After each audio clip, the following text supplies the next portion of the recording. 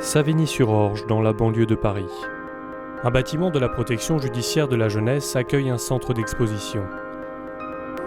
C'est dans ces murs, encore fortement habités par leurs anciens pensionnaires, que l'Association pour l'histoire de la protection judiciaire des mineurs a voulu créer Enfants en justice.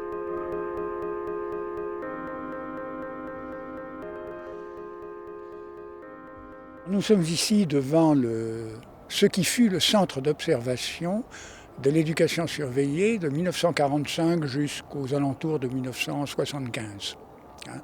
Alors, c'est un établissement qui a été créé dans le cadre de l'ordonnance du 2 février 1945 sur l'enfance délinquante.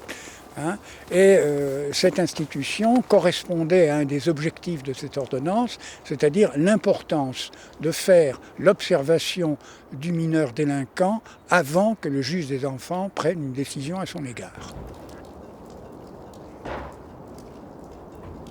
C'est dans ce lieu-là, en particulier dans l'aile d'accueil, là où les jeunes étaient reçus dans les 15 premiers jours de leur arrivée, que le centre d'exposition s'est mis en scène à travers des chambrettes, des cellules, qu'on appellerait aujourd'hui des cellules, même si à l'époque on les appelait des chambrettes, où les enfants passaient 15 jours et où ils étaient observés.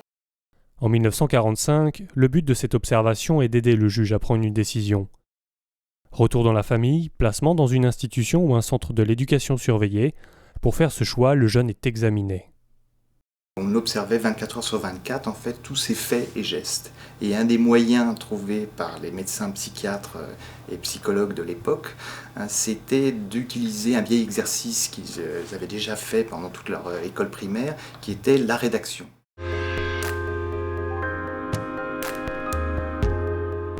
Je ne pouvais croire que des garçons de mon âge allaient très souvent voir le juge. Arrivé au centre vers 7h le soir, j'ai mangé avec un autre camarade. Et à moi, ce qui me va pas, c'est les barreaux qu'il y a. Sincèrement que l'on mange très bien au centre. Quand nous sommes dans la salle de jeu, nous ne sommes pas libres.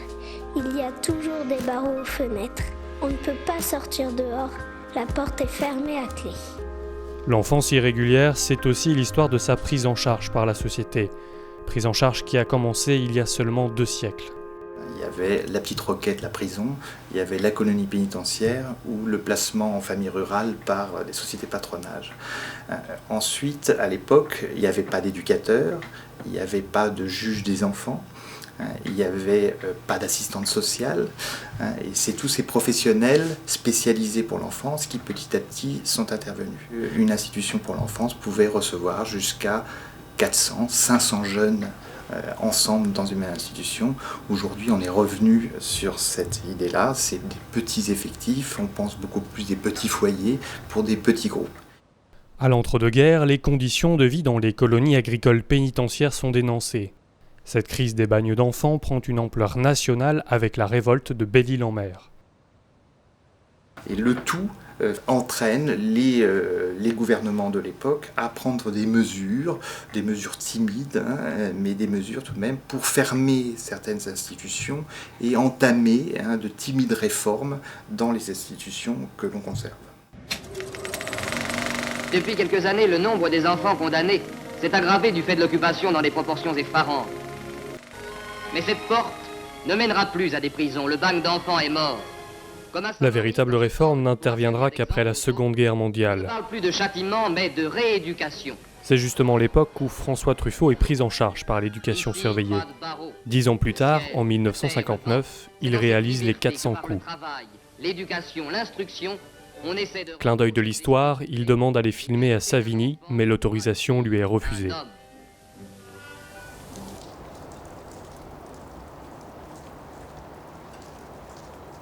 La direction de l'éducation surveillée, dès la fin des années 60, commence à questionner son histoire. Donc on va visiter ces institutions en train de disparaître, qui s'appellent Agnan, qui s'appellent Belle-Île-en-Mer, qui s'appellent Saint-Maurice, Saint-Hilaire. On rencontre des gens qui y ont longtemps travaillé, on y trouve des objets, on y trouve des choses qui se réfèrent au quotidien des jeunes. Et on dit ces éléments-là pourraient être à la base d'un musée. 14 thèmes, 14 cellules, autant d'images, d'archives, de documents pour essayer de raconter ces thèmes de l'histoire de l'enfance en justice. On a bien sûr un thème punition. La punition fait partie intégrante depuis le XIXe siècle de la prise en charge des enfants de justice. On a varié les punitions. On a eu à certains moments la grande histoire des mitards, la camisole de force. On a ensuite eu des billets pour punir plus chimiques, comme le gardénal, mais la punition, ça fait partie intégrante de cette histoire de la justice des enfants. On a des thèmes plus contemporains, comme l'éducation, et comment ce terme d'éducation va arriver dans le vocabulaire de l'enfance en justice.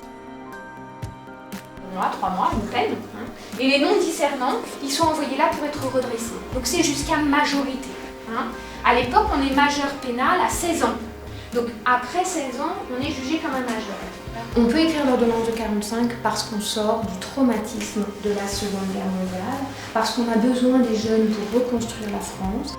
En 1945, on vient mettre un tribunal pour enfants dans chaque tribunal de grande instance, d'accord ? Avec son magistrat de la jeunesse, avec son juge des enfants. C'est déjà très important. Après avoir accueilli plus de 20 000 jeunes, le centre d'observation ferme en 1972. Il accueille désormais des jeunes et des travailleurs sociaux en formation qui viennent tous découvrir l'histoire des enfants en justice. Parfois, et c'est très émouvant, d'anciens jeunes, des jeunes placés ici, qui ont aujourd'hui 60, 65 ans, 70 ans, reviennent sur les pas de leur adolescence, reviennent et retrouvent toutes les sensations qu'ils ont eues ici, puisque le lieu a quasiment pas changé, et que c'est le même couloir avec les mêmes chambrettes. Et on tient très fort à ce côté un peu émotionnel du centre d'exposition.